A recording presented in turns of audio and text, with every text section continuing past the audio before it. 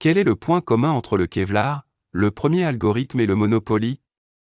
On doit toutes ces inventions à des femmes qui ne se sont pas laissées abattre par les difficultés. On imagine en effet généralement les grandes innovations sortir de la tête des hommes. Pourtant, l'histoire des sciences et techniques regorge de contre-exemples aussi brillants qu'inspirants. Voici une, très, petite sélection d'inventions que l'on doit à des femmes, et l'humanité les en remercie.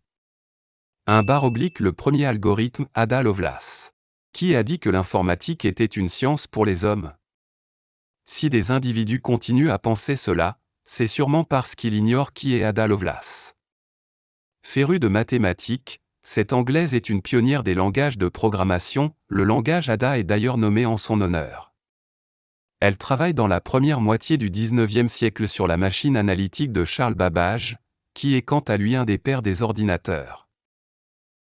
Ada Lovelace crée le premier algorithme qui rend possible le calcul des nombres de Bernoulli, une suite de nombres rationnels, avec l'invention de Babbage.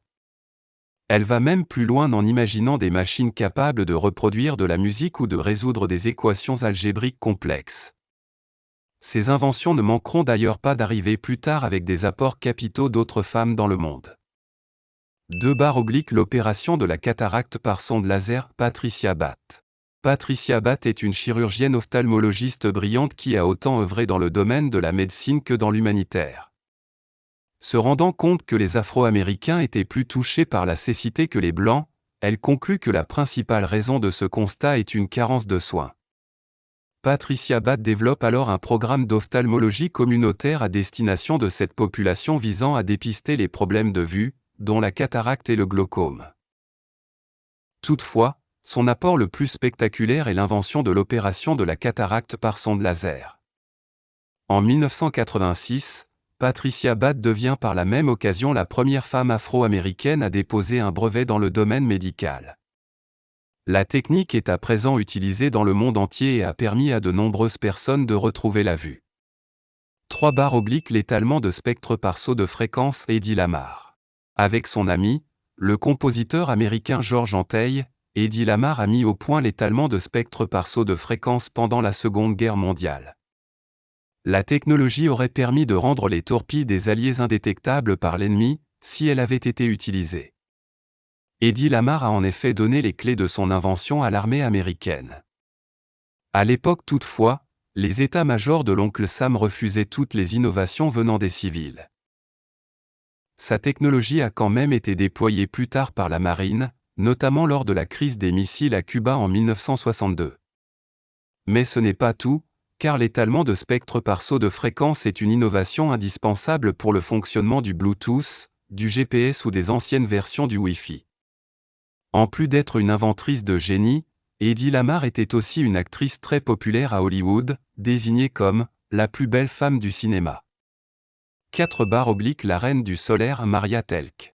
Difficile de ne retenir qu'une seule invention de Maria Telk tant son apport a été prolifique dans le domaine de l'énergie solaire.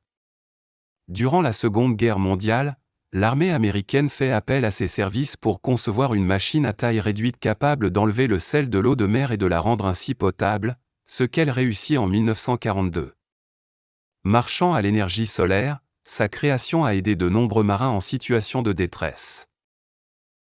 On doit également à Maria Telk la première utilisation du soleil pour le chauffage et la climatisation domestique. Après des premiers essais concluants, la maison équipée par son système arrête toutefois l'expérimentation à cause de mauvais rendements et de fuites de liquide notamment. Ne se laissant pas démonter par cet échec relatif, Maria Telk invente plus tard le premier modèle de four alimenté par l'énergie solaire. Cette technologie reste encore aujourd'hui utilisée partout dans le monde. Le Kevlar, Stephanie Kwolek. En 1964, l'entreprise américaine DuPont cherche un moyen de remplacer le fer contenu dans les pneus des voitures pour les rendre moins gourmands en essence. Aucun chimiste de l'entreprise n'est alors intéressé par le projet qui revient donc à Stephanie Kwolek.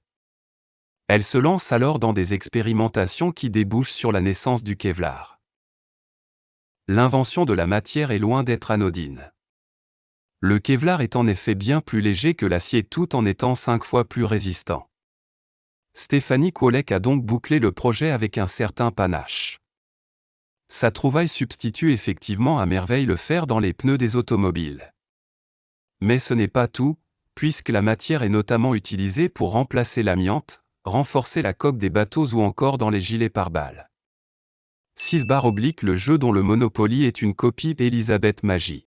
Pour finir sur une note plus ludique, saviez-vous qu'on doit le Monopoly à une femme? Elisabeth Magie est une Américaine qui a vécu au début du XXe siècle. En raison de son éducation notamment, elle s'est opposée aux grands propriétaires fonciers. C'est d'ailleurs pour dénoncer leur mainmise sur l'habitat qu'elle a conçu The Landlord's Game. Sa création, dont elle a déposé le brevet en 1904, ressemblait à s'y méprendre au futur Monopoly. Elisabeth Magie a voulu rendre son jeu ludique pour que les gens comprennent les effets délétères de la location immobilière. Comment est-on arrivé au Monopoly, symbole triomphant du capitalisme et de la propriété privée? Au chômage depuis la crise de 1929, l'ingénieur américain Charles Darrow a copié le jeu de Elisabeth Magie, en se gardant bien entendu de la citer. En 1935, il a réussi à faire éditer son Monopoly par la société américaine Parker Brothers. Le succès a été fulgurant, éclipsant totalement Elisabeth Magie et The Landlord's Game. Cette logique d'appropriation masculine s'est malheureusement souvent répétée dans l'histoire des inventions faites par des femmes hors du commun.